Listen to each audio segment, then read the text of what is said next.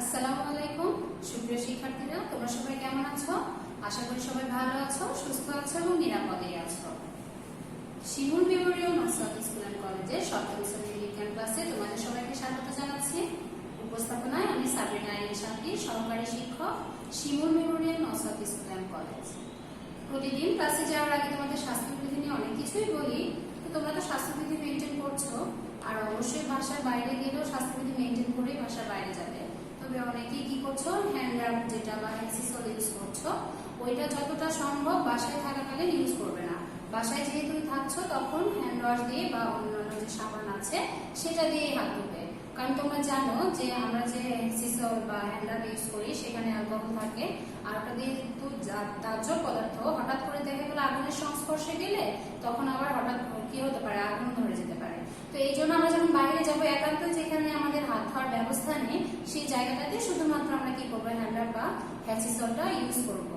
আর আমি এর আগেও বলেছি, তোমরা কিন্তু এই যে বাসায় অনেকটা সময় আছো, বাইরে যেতে পারছো না, হাঁটা চলা হচ্ছে না, তো ছাদে হোক বা বাসার ভিতরে হোক একটু হাঁটাহাঁটি করবে বা ছোট ছোট যে এক্সারসাইজ গুলো আছে সেগুলো করবে। কারণ এই এক্সারসাইজটা কিন্তু আমাদের সুস্থ মানুষের জন্য জরুরি।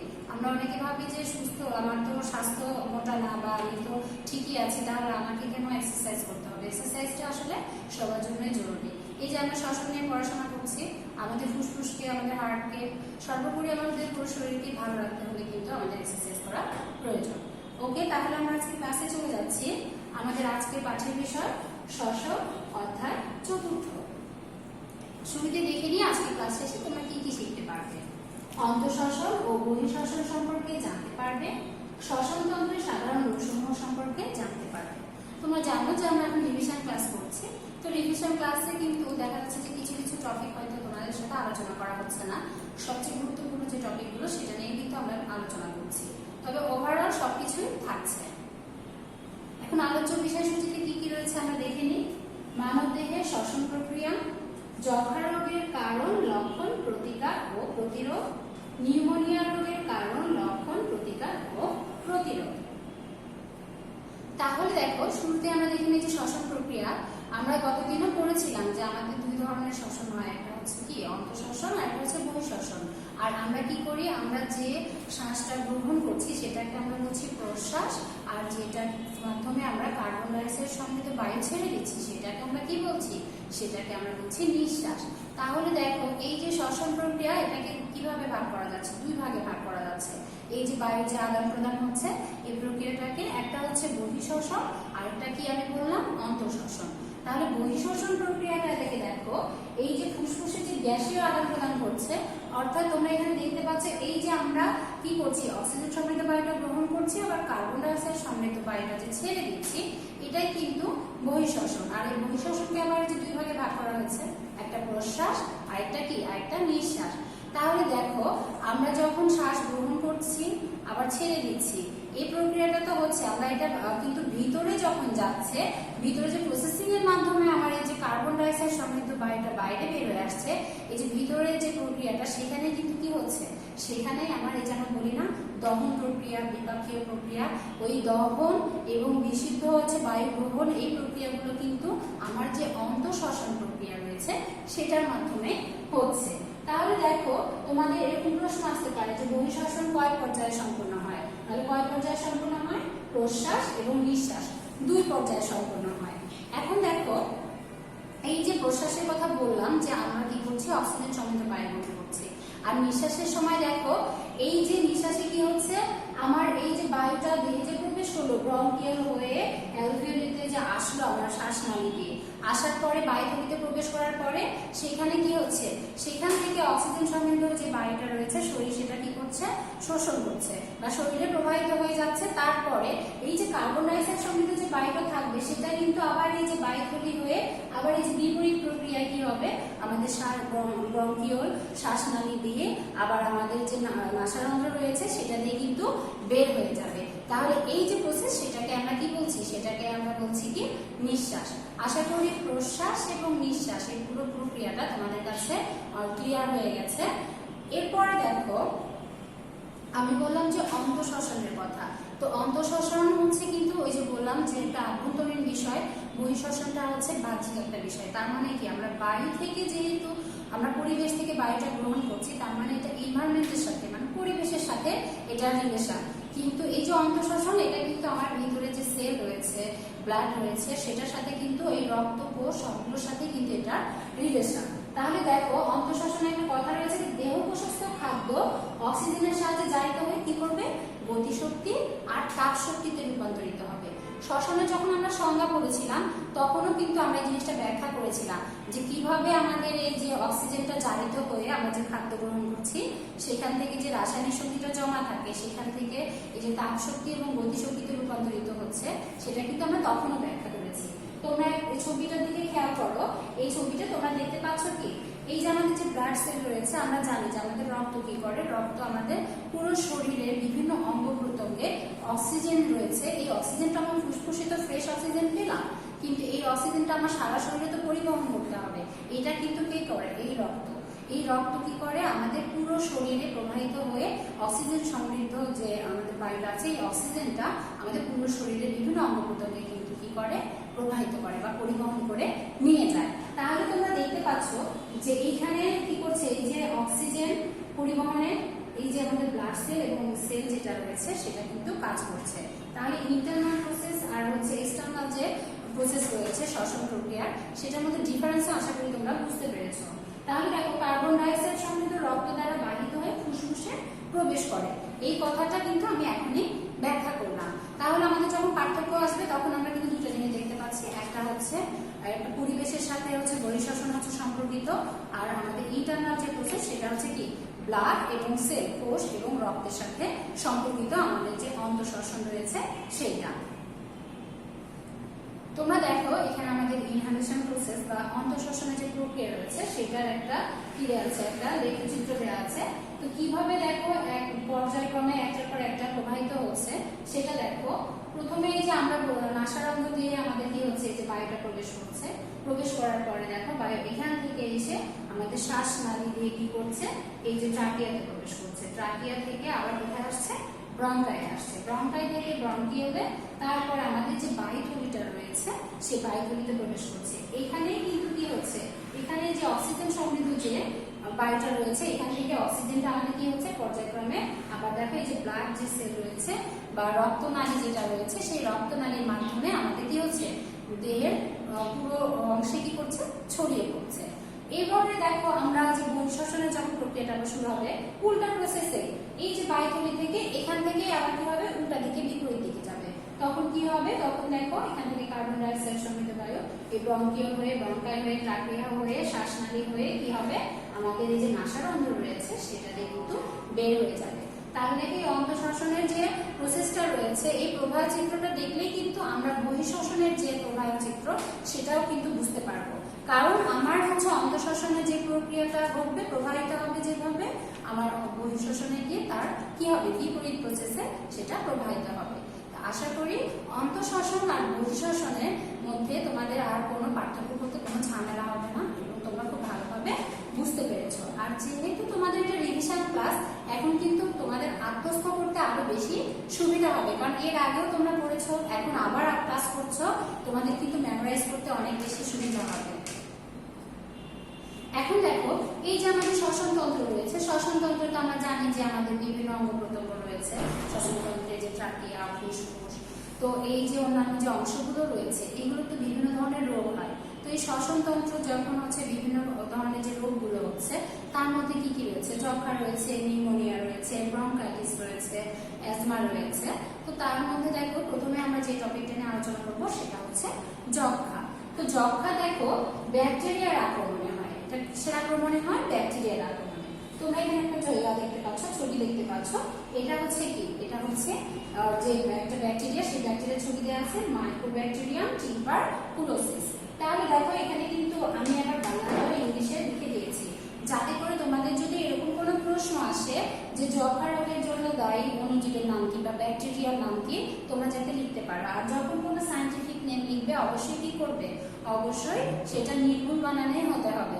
আর এখানে আমি ইটালিক ফর্মে লিখেছি, তোমরা এটা বড় ক্লাসে গিয়ে জানতে পারবে। তো তোমরা যেহেতু যখন খাতা কলমে লিখবে ইটালিক ফর্মে তো লিখতে পারবে না, কিন্তু সেখানে কি করতে হবে, সেক্ষেত্রে নিচে আন্ডারলাইন করতে হবে। এই যে এটার উপরে তোমার আন্ডারলাইন করতে হবে আর বাকি অংশের উপরে আন্ডারলাইন করতে হবে।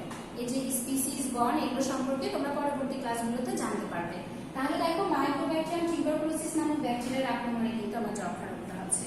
আর দেখো যক্ষা কি, এই যে যখন মনে করো কোনো ব্যক্তি এই রোগে আক্রান্ত আছে বা এই যে হাঁচি কাশি আমরা যখন দিচ্ছি, হাঁচি কাশির সাথে দেখো না তরল যে পদার্থটা বের হয়ে যায়, আমরা যখন হাঁচি দিই তখন যদি হাত দিয়ে ঢাকি বা দেখা যাচ্ছে রুমাল বা টিস্যু দিয়েও ঢাকি, দেখবে ওখানে ভেজা ভেজা আসছে, তাই না? এই যে ড্রপলেটটা যাচ্ছে সেটার মাধ্যমে দেখো এখানে একজন কি করছে, হাঁচি দিয়েছে, তার কিন্তু নাসারন্ধ্র দিয়ে ফুসফুসে কিন্তু প্রবেশ করে গেল। তাহলে এভাবে কিন্তু কি হচ্ছে, যক্ষা এক জায়গা থেকে, এক ব্যক্তি থেকে আরেক ব্যক্তিতে ছড়িয়ে যাচ্ছে। তাহলে আমরা দেখলাম যে যক্ষা রোগের কারণ কি আর যক্ষা রোগটা কিভাবে ছড়িয়ে যাচ্ছে। এখানে তোমরা ব্যাকটেরিয়ার ছবিটা খুব ভালোভাবে দেখতে পেলে। এখন দেখো আমার যে যক্ষা রোগ হয়েছে আমি বুঝবো কিভাবে? এরকম হাঁচি কাশির জন্য তো আশেপাশে অনেকেই অনেক সময় দিচ্ছি, কিন্তু আমরা তো বুঝতে পারবো না যে আসলে আমার যক্ষা হয়েছে কিনা। তো যক্ষা হয়েছে কিনা সেটা বোঝার জন্য আমাকে কি করতে হবে, দেখো কিছু লক্ষণ রয়েছে, সেই সিমটমগুলো যখন আমরা দেখবো তখন আমরা মোটামুটি ভাবে একটা অনুমান করতে পারবো, হ্যাঁ আমার যক্ষা রোগ হয়েছে বা হতে পারে। তখন তো আমাকে অবশ্যই আমার যখন অনুমান হবে তারপরে আমাকে ডাক্তারের কাছে গিয়ে কি করতে হবে, চেক আপ করিয়ে, পরীক্ষা করে তবে আমি বুঝতে পারবো, নিশ্চিত হতে পারবো। কিন্তু কিছু কিছু সিমটম দেখে আমরা যখন ফিল করবো তখন তো আমরা যাবো, তার আগে তো যাবো না। তো লক্ষণগুলো আমরা দেখে নিই। দেহের ওজন কমতে থাকবে, কি হবে, দেহের ওজন ধীরে ধীরে কমতে থাকবে। মানুষের ওজন এমনিতেও দেখা যায় আপ ডাউন করে, বাট দেখবে যে নর্মালি একটা যে ওজন আছে সেই ওজনটা আর স্ট্যাবও করছে না, কি হচ্ছে, ধীরে ধীরে কমে যাচ্ছে, একদম শুকিয়ে যাচ্ছে। তো এটা একটা হচ্ছে মেজর একটা লক্ষণ। এরপরে কি, ফুসফুস কাশি হয়, কখনো কখনো কি হয়, কাশির সাথে রক্ত পড়ে। যখন দেখা যাচ্ছে যে খুব বেশি এফেক্টেড হয়ে যায় তখন কি হবে, যখন কাশি দিবে, কাশির সাথে কি হবে, এই যে নাক দিয়ে লবণ দিয়ে, তখন কি হবে, রক্ত বের হবে। এরপর দেখো বিকালের দিকে অল্প জ্বর এবং রাত্রে কি হবে, শরীরে ঘাম হয়। তাহলে দেখো বিকালের দিকে অল্প জ্বর হচ্ছে, আর জ্বর হলে সাধারণত আমাদের তো শরীরে ঘাম হয় না, কিন্তু রাতের দিকে কি হচ্ছে, জ্বরটা ছেড়ে যাচ্ছে আর শরীরে কি হচ্ছে, প্রচুর পরিমাণে কি হচ্ছে, ঘাম হচ্ছে। আবার কি হবে, বুকে আর পিঠে কি হবে, ব্যথা হবে। তো এইগুলো আমরা দেখলাম কি যক্ষা রোগের লক্ষণ। তো দেখো এখানে ছবি দেওয়া আছে, ছবিতে তোমরা দেখতে পাচ্ছ আমি যে কথাগুলো বলেছি সেই কথাগুলো এখানে কি হয়েছে, সাইন আকারে দেওয়া রয়েছে। এখানে দেখো যে কফের কথা বলা রয়েছে, ব্লিডিং হতে পারে সেটা দেওয়া রয়েছে, জ্বর হতে পারে, তারপরে বুকের ভিতরে যে ব্যথা, চেস্ট পেইনের কথা বলা রয়েছে। তারপরে দেখো খুব ঠান্ডা ঠান্ডা অনুভব হবে। এরপরে কি হবে, ক্ষুধা থাকবে না, মানে খাবারের কোনো হচ্ছে অ্যাপিটাইট থাকবে না, তোমার দেখা যাবে রুচি খাচ্ছে না, তুমি খাবার খেতে, তোমার ক্ষুধা লাগছে কিন্তু তুমি খাবার খেতে পারছো না। তো এই ধরনের সিমটমগুলো কি হবে, আমাদের যক্ষা রোগের ক্ষেত্রে দেখা দেবে। এখন দেখো যক্ষা রোগ যদি হয়ে যায় তখন আমরা চিকিৎসা নেব, কিন্তু যক্ষা রোগটা যাতে না হয় তার জন্য তো আমাদের কিছু ব্যবস্থা নেওয়া দরকার। তো যক্ষা রোগ যাতে না হয় তার জন্য আমরা কি কি প্রতিরোধ ব্যবস্থা গ্রহণ করতে পারি, তার মধ্যে তোমরা জানো যে বিসিজি একটা টিকা আছে, সেটা নিতে হয় যখন শিশু অবস্থায় থাকে 1 বছরের মধ্যে শিশুকে কি করতে হয়, বিসিজি টিকা নিতে হয়। অনেক সময় প্রশ্নে আসে যে যক্ষা রোগের প্রতিষেধকের নাম কি, তো তোমরা এটা জানো যে বিসিজি। তো দেখো এখানে ছবিটা দেখতে পাচ্ছ, তার মানে কি 1 বছরের বয়সের মধ্যে কি করতে হবে, বিসিজি টিকাটা নিতে হবে। এটা তার মানে জন্মের পরপরই একটা কি প্রতিরোধ ব্যবস্থা আমার। তারপরে দেখো কোনো একটা পেশেন্ট আছে যার হয়ে গেছে, সে হচ্ছে যক্ষা রোগী, তো সেই ক্ষেত্রে সে যদি এফেক্টেড হয়, বাসার অন্য কেউ তো তার দ্বারা হাঁচি কাশির মাধ্যমে ছড়িয়ে সে কি হতে পারে, সেও আক্রান্ত হতে পারে। এর জন্য কি করতে হবে, সেই রোগী যে কফ থুতু থাকবে সেটা মাটিতে গর্ত করে কি করতে হবে, পুঁতে ফেলতে হবে, যাতে করে কি হতে না পারে, ওই যে ব্যাকটেরিয়া বা জীবাণুটা আছে সেটা যাতে ছড়িয়ে যেতে না পারে এবং অন্যদের শরীরে প্রবেশ না করে এবং তারাও যাতে কি না হয়, আক্রান্ত না হয়। তারপরে দেখো শিশুদের কি করতে যাবে না, আমরা জানি যে শিশুদের হচ্ছে ইমিউনিটিটা যেটা থাকে, তো শিশুরা তো মনে করো যে খুবই, আমরা যেরকম বড়রা দেখা যাচ্ছে যে আমাদের একটা অসুখ বিসুখ হলে আমরা যতটা সহ্য করতে পারবো বা যতটা বলতে পারবো, শিশুরা তো বলতে পারবে না, আর তারা তাড়াতাড়ি কি হয়ে যেতে পারে, আক্রান্ত হয়ে যেতে পারে। এই জন্য আমাদের দেখো কি করতে হবে, কেউ যদি যক্ষা রোগে আক্রান্ত হয়ে যায় অবশ্যই কি করবো না, আমরা শিশুদের তার কাছে যেতে দিব না। শিশুদের পাশাপাশি বৃদ্ধ যারা রয়েছে তাদের কিন্তু কি করা যাবে না, তাদের সংস্পর্শে যেতে দেওয়া যাবে না, কারণ বৃদ্ধ যারা আছে তাদের ইমিউনিটিটা কি হয়, ধীরে ধীরে কিন্তু কমে যায়, রোগ প্রতিরোধ ক্ষমতাটাও কমে যায়। এর জন্য তারা যদি আক্রান্ত হয় তারা বেশি কি হবে, বেশি পরিমাণ সাফার করবে। এই জন্য আমরা শিশু বা বৃদ্ধ যারা আছে তাদের চেষ্টা করবো যারা রোগী বা যক্ষা রোগে আক্রান্ত হয়েছে তাদের কাছে না যায়। ইভেন তাদের যে থালা বাসনগুলো ইউজ হয় সেটাও যেন ওরা ইউজ না করে। তো তোমরা এখানে দেখতে পাচ্ছ যে পার্সোনাল কিছু হাইজিন রয়েছে। আমরা যখন হাঁচি কাশি দিই, এখন যেমন মাস্ক পরছি কেন, যে করোনা ভাইরাসের যে ভাইরাসটা রয়েছে, আমি যদি এফেক্টেড হয়েও থাকি তাহলে আমার থেকে যাতে আরেকজনের না ছড়ায়, আবার হয়তো আমি সুস্থ কিন্তু আমার আশেপাশে যারা রয়েছে তারাও কি হতে পারে, তারাও কিন্তু আক্রান্ত থাকতে পারে, আমি তো জানি না। দেখা গেল হাঁচি কাশির মাধ্যমে তাদের থেকে আমার কি হতে পারে, আমার নাসার অন্ত্র দিয়েও কিন্তু প্রবেশ করতে পারে বা মুখ দিয়ে প্রবেশ করতে পারে। এই জন্যই তো আমরা মাস্কটা ইউজ করি। তো আমরা যখন হাঁচি কাশি দিব তখন আমরা কি করবো, অবশ্যই রুমাল টিস্যু মুখের সামনে ধরবো। আর একান্ত যখন রুমাল টিস্যু কিছুই থাকবে না, আমরা নিয়ে কি করবো, এই অংশটা দিয়ে এভাবে মুখটা ঢেকে নেবো, যাতে করে আমাদের কি হয়। এই অংশটা কেন ইউজ করছি বলতো, কারণ আমরা যখন সচরাচর কি করি, মুখে কোনো কিছু করি, তখন কি করি, এভাবে দেখা যায় হাত দিচ্ছি, তখন কিন্তু আমাদের এই অংশটা দিয়ে যদি আমি এভাবে কি করি ঢাকি, তখন কিন্তু সহজেই কি হবে, আমরা নাকে মুখে কিন্তু এই অংশটা থেকে ছড়িয়ে যাবে। কিন্তু এই অংশটা দিয়ে কখন আমরা কিন্তু মুখ ঘষি না। এই জন্য আমরা সবসময় কোনোটা ইউজ করতে পারি যখন আমার টিস্যু বা রুমাল কিছু থাকছে না। এখানে আমি যে কথাগুলো বলেছি এগুলো দেখো চিত্রের মাধ্যমে দেওয়া আছে, কিভাবে সেপারেট রয়েছে, কি ধরনের খাবার খাচ্ছে। এখন দেখো যক্ষ্মা রোগের প্রতিকার। তো যক্ষ্মা তো হয়ে গেছে, হওয়ার পরে তো আমাকে কি করতে হবে, ব্যবস্থা নিতে হবে। আমি তো যক্ষ্মা রোগটাকে আটকাতে পারিনি, কিন্তু যখন হয়ে গেছে তখন সেটা কিভাবে কি করা যায়, সেখান থেকে মুক্তি পাওয়া যায় বা কি করা যায় সেই বিষয়ে দেখো, সেটাকে আমরা সাধারণত কি বলি, প্রতিকার করি। তো দেখো রোগীকে কি করতে হবে, পুষ্টিকর খাবার খাওয়াতে হবে। তো রোগীকে যে পুষ্টিকর খাবার খাওয়াবো, এটা তো শুধু যক্ষ্মা রোগীর ক্ষেত্রে না, যে কোনো মানুষের ক্ষেত্রে আমরা কি করি, পুষ্টিকর খাবার বা সুষম খাবারটাই কি করি, আমরা সিলেক্ট করে থাকি।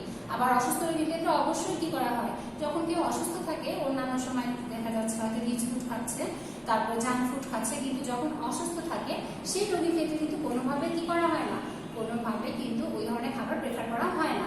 তাহলে দেখো পুষ্টিকর খাবারের মধ্যে মাথায় আমাদের প্রথমে কি চলে আসে, প্রথমে বিভিন্ন ধরনের ফলমূল শাকসবজি চলে আসে, তাই না? তো এইগুলো দেখো কি করতে হবে, এইগুলো এই যে বিভিন্ন ধরনের আঙুর, তারপরে বাঁধাকপি, ব্রকলি, এই ধরনের খাবারগুলো কিন্তু কি করতে হবে, আমার যারা হচ্ছে যক্ষ্মা রোগে আক্রান্ত রয়েছে তাদের খাওয়াতে হবে। তাহলে কি হবে, তারা যাতে তাদের ইমিউনিটিটা বেড়ে যায় এবং যক্ষ্মা যে রোগটা হয়ে গেছে সেটার সাথে ফাইট করতে পারে। এরপর দেখো ডাক্তারের পরামর্শ অনুযায়ী চিকিৎসা নিতে হবে। অনেকে বলে যক্ষ্মা রোগের রক্ষা নেই, আসলে এই কথাগুলো ভিত্তি নেই। নির্দিষ্ট সময় ধরে, একটু লং টার্ম প্রসেস এটা, কিন্তু নির্দিষ্ট সময় ধরে যদি সঠিক ব্যবস্থাপনা অনুযায়ী চিকিৎসা নেওয়া যায় তাহলে কিন্তু যক্ষ্মা রোগ পুরোপুরি কি হয়ে যায়, ভালো হয়ে যায়। তাহলে আমার যাই হোক না কেন, আমার খাবার দাবার ওষুধপত্রের পাশাপাশি অবশ্যই আমার কি দরকার, আমার চিকিৎসাও প্রয়োজন। যক্ষ্মা রোগটা দেখে নিলাম, এখন দেখো যে নিউমোনিয়া রোগ। তো নিউমোনিয়া রোগ দেখো, এটা কিন্তু ব্যাকটেরিয়ার আক্রমণে হচ্ছে। আর এইটার যে ব্যাকটেরিয়া সেটার নাম কি দেখো, স্ট্রেপ্টোকক্কাস নিউমোনিয়া।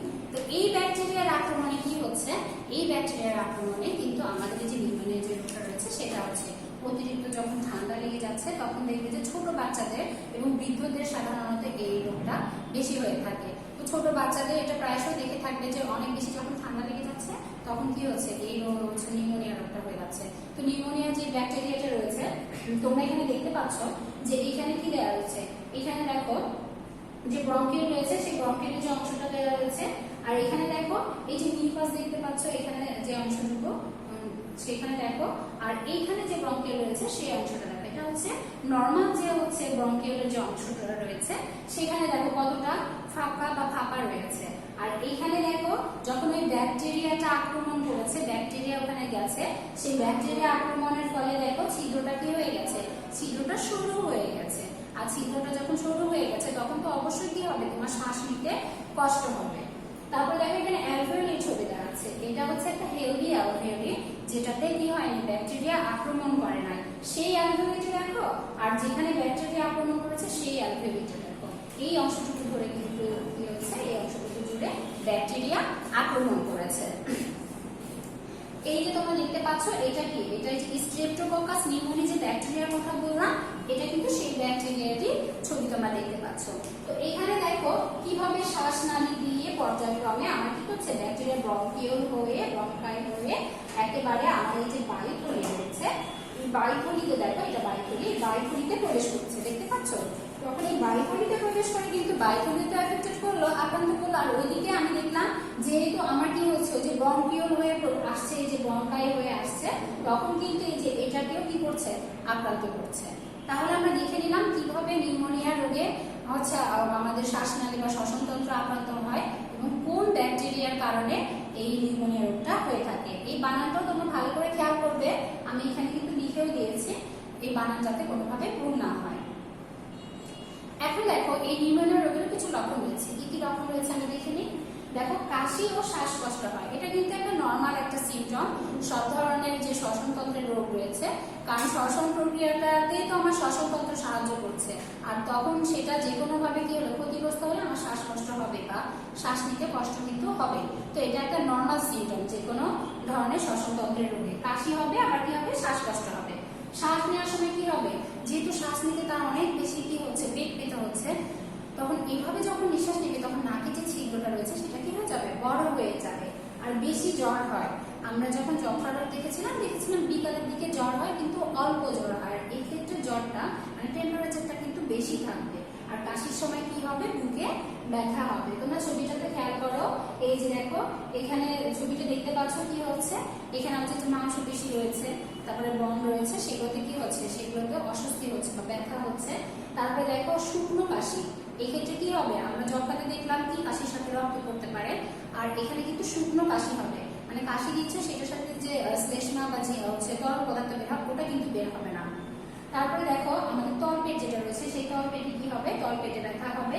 তারপরে দেখো অতিরিক্ত কি হবে, ঠান্ডা বা হিমহিম যে ভাবটা রয়েছে আমাদের নাকে মাথা ঝিমঝিম করে না, অতিরিক্ত ঠান্ডা হলে অনেক সময় দেখবে যে এসি টেম্পারেচার যখন অনেক বেশি লো থাকে, অনেক বেশি ঠান্ডা হয়ে যায়, মাথাটা কেমন ধরে আসে। তো এই ধরনের অনুভূতিগুলো দেখা যায়, এখানে ওই চিত্রগুলো দেওয়া আছে। আবার মাঝে মাঝে কি হবে, বমি বমি ভাবটাও হতে পারে। আমি কিছুক্ষণ আগে দেখিয়েছিলাম, তো দেখো এই যে নিউমোনিয়া যখন হচ্ছে, নিউমোনিয়াতে কি হচ্ছে, যে ট্রাকিয়া যেটা রয়েছে, এই ট্রাকিয়া দিয়ে যেহেতু আমার বায়ুটা প্রবেশ করবে, এসে দেখো আস্তে আস্তে পর্যায়ক্রমে ব্যাকটেরিয়াটা এসে কি করবে, এই যে অ্যালভিওলিতে জমা হয়েছে, অ্যালভিওলিতে কি হয়েছে, ব্যাকটেরিয়ার আক্রান্তের কারণে যে হলুদ যে অংশটা দেখছো এখানে ফ্লুইড জমা হয়েছে, এটার কারণে কিন্তু যে লক্ষণগুলো দেখছো এই লক্ষণগুলো দেখা দেয়। এখন দেখো যক্ষা রোগের প্রতিরোধ ব্যবস্থা কি। তো যক্ষা রোগ যেহেতু এই যে ব্রঙ্কাইটিস বা হাম যাদের হয় যেসব শিশুদের, তো ব্রঙ্কাইটিসটা কি, দেখো ব্রঙ্কাইটিস হচ্ছে আমাদের যে শ্বাসনালী যেটা রয়েছে এটা কিন্তু ভাইরাস জনিত রোগ। তো শ্বাসনালীতে যখন হচ্ছে কোনো সংক্রমণ হয় ভাইরাসের, তখন আমাদের কি হয়, এই হচ্ছে ব্রঙ্কাইটিস হয়। তো শ্বাসনালীর যে প্রদাহ সেটাকে আমরা বলি ব্রঙ্কাইটিস। তো দেখা যাচ্ছে যে যেসব শিশুদের কি হচ্ছে ব্রঙ্কাইটিস বা হাম হয়, তো হাম হচ্ছে বায়ুবাহিত একটা রোগ। তো হাম যখন হবে তখন কি হবে, এই যে যক্ষা রোগ হওয়ার কিন্তু কি থাকে, নিউমোনিয়া রোগের হচ্ছে প্রতিরোধ। তো দেখো নিউমোনিয়া রোগের প্রতিরোধ করতে হলে কি হবে, যখন শিশুদের হাম হবে, ব্রঙ্কাইটিস হবে, তাদের যাতে তখন বেশি সাবধানতা অবলম্বন করতে হবে, যাতে করে কি হয়, এমনিতেই তো দেখা যাচ্ছে যে হাম ব্রঙ্কাইটিসে ভুগছে সে, তাতে কোনোভাবে যাতে সে কি না হয়, আবার হচ্ছে এই যক্ষা রোগে বা হচ্ছে নিউমোনিয়া রোগে হচ্ছে আক্রান্ত না হয়, এই ব্যাকটেরিয়াটা যাতে তাকে কি করে, আক্রান্ত না করে। তারপরে দেখো এখন মনে করো যে আমার নিউমোনিয়া রোগটা হয়ে গেছে, তাহলে নিউমোনিয়া যখন হয়ে যাচ্ছে তখন কি হবে, তখন আমাদের অবশ্যই কি করতে হবে, চিকিৎসকের কাছে যেতে হবে। আর চিকিৎসকের কাছে একটু পরামর্শ নিব। এছাড়া আমার বাসায় যেগুলো তথ্য রয়েছে বা যে ধরনের ব্যবস্থা গ্রহণ করতে হবে, তার মধ্যে দেখো কি কি রয়েছে, কি করতে হবে, পানি, তরল খাবার, ফলের রস বা স্যুপ, এই ধরনের খাবার খেতে হবে। তরল খাবার যেহেতু বলেছি, তাহলে কি করতে হবে, ফলের রস। দেখা যাচ্ছে যে ফলটা এমনিতে যখন চিবিয়ে খেলেও সমস্যা নেই, কিন্তু যেহেতু তরল খাবারটা খেলে সেটা বেশি ইফেক্টিভ হবে, এর জন্য কি করতে হবে, বিভিন্ন ধরনের যে ফল রয়েছে সেগুলো ফলের জুস করে খেতে হবে। আবার তরল যেহেতু খাবার রয়েছে, আমরা কি করতে পারি, স্যুপ যেটা আছে সেটা কিন্তু খেতে পারি। তোমরা ছবিতেও দেখতে পাচ্ছ, এখানে ফলের মধ্যে দেওয়া আছে, অ্যাপেল দেওয়া আছে। তারপরে কি করা যেতে পারে, তোমার হচ্ছে মধু, তারপরে হচ্ছে হলুদ, তারপরে বিটের যে জুস, এইগুলো যদি মিক্স করে খাওয়া হয় তাহলে কি হবে, দেখো এই যে আদা, মধু, এগুলো যদি যোগ করে পানিতে শরবত মতো করে যদি খাওয়া হয় উষ্ণ গরম পানিতে, সেটাও কিন্তু কি হবে, সেটাও কাজে দিবে। তাহলে দেখো আর আগের মতোই রোগীকে কি করতে হবে, ওই যে যক্ষা রোগীকে যেরকম দেখলাম পুষ্টিকর খাবার দিতে হবে, এরকম আমার নিউমোনিয়ার যে পেশেন্ট থাকবে তাকেও কিন্তু কি করতে হবে, তাকেও আমার কি করতে হবে, পুষ্টিকর খাবার খাওয়াতে হবে। তাহলে দেখো নিউমোনিয়া রোগ প্রতিরোধ দেখলাম, প্রতিকার দেখলাম, এই লক্ষণগুলো দেখলাম। তো আজকে আমি বলেছিলাম আমাদের যেহেতু রিভিশন ক্লাস, সবগুলো টপিক নিয়ে কিন্তু আমরা ডিটেইল আলোচনা করবো না। তো ব্রঙ্কাইটিস আর হচ্ছে অ্যাজমা, এটাও তোমাদের বইয়ে যেহেতু রয়েছে, এটা নিয়ে আমি এর আগেও ডিটেইল আলোচনা করেছি। আজকে জাস্ট খালি আমি তোমাদের একটু রিভিউ করে নিচ্ছি। তো দেখো ব্রঙ্কাইটিসের কি হচ্ছে, ওই যে বললাম শ্বাসনালীর কি হচ্ছে, আমার প্রদাহ, শ্বাসনালীতে যখন ভাইরাস আক্রমণ করবে, এখানে দেখো ছবিটা কি করে দেওয়া আছে, বড় করে দেওয়া আছে। এখানে কি হবে, মিউকাস জমা হবে ভাইরাসের কারণে, আর তখন কি হবে, তখন শ্বাসকষ্ট হবে বা শ্বাস নিতে সমস্যা হবে। আর অ্যাজমা এটা সাধারণত কি হয়, বিভিন্ন ধরনের ফুলের রেণু বা ধুলাবালি এগুলো থেকে সাধারণত কি হয়, অ্যাজমা হয়। এটা কিন্তু কোনো জীবাণুবাহিত রোগ না, যে ব্যাকটেরিয়া বা ভাইরাস দ্বারা হচ্ছে এই ধরনের কোনো রোগ না। ধুলাবালি বা ফুলের রেণু অনেক সময় দেখা যাচ্ছে কেউ যদি পশমি কাপড় পরে সেখান থেকেও কিন্তু কি হয়, সেখান থেকেও সমস্যা হয় অ্যাজমা পেশেন্ট যারা আছে। আর অ্যাজমা পেশেন্ট যারা আছে সারা বছর দেখা যায় যে একইভাবে তারা কষ্ট পায় বা শ্বাস নিতে সমস্যা হয় এরকম না, বছরের বিভিন্ন ঋতুতে কি হয়, তাদের শ্বাসকষ্টটা বেড়ে যায়। আর এই যে এই রোগের ক্ষেত্রে এইগুলো কিন্তু কাশি হবে, আবার কি হবে, তোমার শ্বাস নিতে কষ্ট হবে, কিন্তু এই কফটা হচ্ছে কি সাদা কফ। তো দেখো এইখানে কি হয়েছে, দেখো এখানে অ্যালভিওলি কি হচ্ছে, অ্যালভিওলি আক্রান্ত হয়েছে, তারপরে হচ্ছে তোমার ট্রাকিয়াল যে অংশ আছে সেটা আক্রান্ত হয়েছে। তো এইটা আমরা দেখলাম কি, যে কয়েকটা দেখলাম, দুইটা দেখলাম ব্যাকটেরিয়া জনিত হচ্ছে রোগ, একটা ভাইরাস জনিত। আর অ্যাজমাটা কি দেখলাম, এটা কোনো জীবাণুবাহিত রোগ নয়, ধুলাবালি রোগ জীবাণু বিভিন্ন ধরনের যেগুলো আসে সেগুলো থেকে কি হয়ে থাকে। আজকের ক্লাস আমাদের এতটুকুই ছিল। এখন আমাদের দেখি যে মূল্যায়নে কিছু প্রশ্ন রয়েছে, প্রশ্নগুলো তোমরা পাচ্ছ কিনা। প্রথমে দেখো কি রয়েছে, ব্রঙ্কাইটিস কি। তাহলে ব্রঙ্কাইটিস কি, আমাদের শ্বাসনালীর প্রদাহকে কি বলে, ব্রঙ্কাইটিস বলে। যক্ষা রোগের প্রতিষেধকের নাম কি, যক্ষা রোগের প্রতিষেধকের নাম হচ্ছে কি বিসিজি। যে বিসিজি টিকাটা আমরা কি করি, 1 বছরের মধ্যে শিশুকে দিয়ে থাকি। শ্বসনতন্ত্রের জীবাণুবাহিত রোগ নয় কোনটি, জাস্ট কিছুক্ষণ আগে আমি বললাম অ্যাজমা হচ্ছে কি কোনো জীবাণুবাহিত রোগ নয়।